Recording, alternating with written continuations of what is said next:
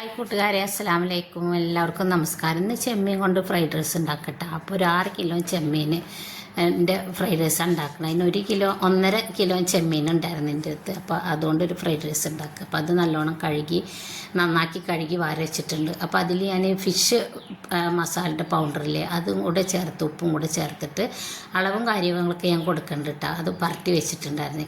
ഇനി ഒരു വലിയ വട്ടയത്തിൽ വട്ടയം വെള്ളം അടുപ്പത്ത് വെച്ചിട്ട് അത് തിളച്ച് വരുമ്പോൾ അതിൽ ചെറുനാരങ്ങ നീരും ഉപ്പും ഗരം മസാല പൊടിക്കാത്തതും കൂടെ ഇട്ടിട്ട് ഫ്രൈഡ് റൈസ് ഉണ്ടാക്കുന്ന അരിയാണ് ഞാൻ വെള്ളത്തിലിട്ട് വരച്ചിട്ടുണ്ടായിരുന്നു. ആ രീതിയിൽ വേവിച്ച് എടുത്തിട്ട് വാർത്ത് വെച്ചിട്ടുള്ളതാണ്. ഇനി ആ പാത്രത്തിൽ തന്നെ ഞാൻ 1 കിലോ ക്യാരറ്റും 1 കിലോ ബീൻസും കൂടി ഞാൻ കഴുകിയിട്ട് അത് കട്ട് ചെയ്തിട്ട് വെച്ചിട്ടുണ്ടായിരുന്നു. അപ്പോൾ ഇതിൽ ഞാൻ വെളിച്ചെണ്ണ ഒഴിച്ചിട്ടും ഒലിവ് ഓയിൽ ഒഴിച്ചിട്ടാണ് ഉണ്ടാക്കുന്നത്. അപ്പോൾ ആ വെളിച്ചെണ്ണയ്ക്ക് ക്യാരറ്റും ബീൻസും ക്യാപ്സിക്കനും മല്ലിയിലും പുതിനയും എല്ലാം കൂടെ ഇട്ടിട്ട് ഒന്ന് ഇളക്കി കൊടുക്കുക. എന്നിട്ടൊരു പകുതിയോളം വേവാവുന്ന വരെ നമ്മൾ ഇളക്കി കൊടുത്തിട്ട് ഫിഷ് മസാലയുടെ പൗഡർ തന്നെ ഞാൻ അതിലും കൂടെ ചേർത്ത് കൊടുത്ത് ഉപ്പും പാകത്തിന് ഇട്ട് കൊടുക്കണം കേട്ടോ.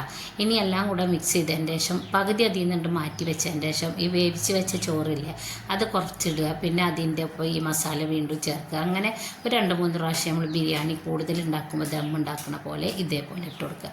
എന്നിട്ട് നമുക്കതിൻ്റെ മുകളിൽ സ്വല്പം കൂടെ കുരുമുളക് പൊടി, സോയാ സോസും മല്ലിയിലും പുതിനയും കൂടെ ആഡ് ചെയ്ത് കൊടുക്കുക. ഇനി എല്ലാം കൂടെ എന്നിട്ട് നമ്മളൊരു 5 മിനിറ്റ് ചെറിയ തീയിലിട്ടിട്ട് അടച്ച് വെക്കുക.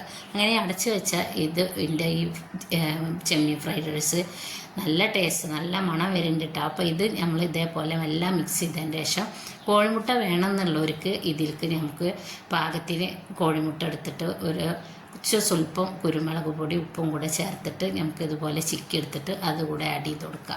അത് ആവശ്യക്കാർക്ക് മാത്രം ചെയ്താൽ മതി. ചിലവർക്ക് കോഴിമുട്ട ഇഷ്ടമില്ലെങ്കിലോ എന്ന് വിചാരിച്ചിട്ടാണ്.